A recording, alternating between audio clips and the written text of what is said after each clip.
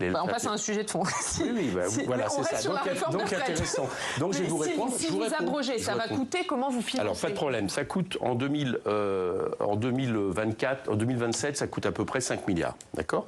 11 milliards de coûts, et puis ça rapporte 4 milliards parce qu'il y a des prestations sociales qui sont nécessaires d'être mobilisées pour les gens qui seront au chômage, au RSA, et qui n'auront plus de travail, les travailleurs pauvres.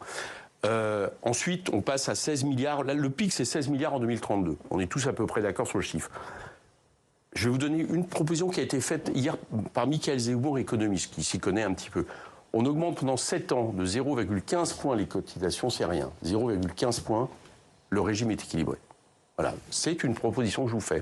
Je préfère ça à plutôt reculer l'âge de la retraite de 2 ans. Et en plus, on peut avoir des propositions complémentaires. Par exemple, on ferait enfin passer une loi d'égalité salariale homme-femme, comme c'est en Islande. Femme-homme, comme c'est en Islande.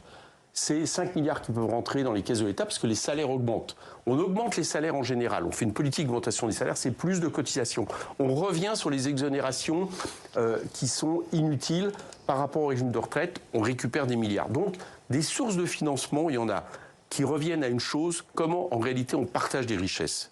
Est-ce qu'on les partage vers les revenus du travail, y compris vers des cotisations qui sont du salaire socialisé, ou on continue le système dans lequel nous sommes, où on les partage vers les revenus du capital et les dividendes? Voilà, c'est au cœur de ça. Je viens de vous donner les propositions, elles sont sérieuses.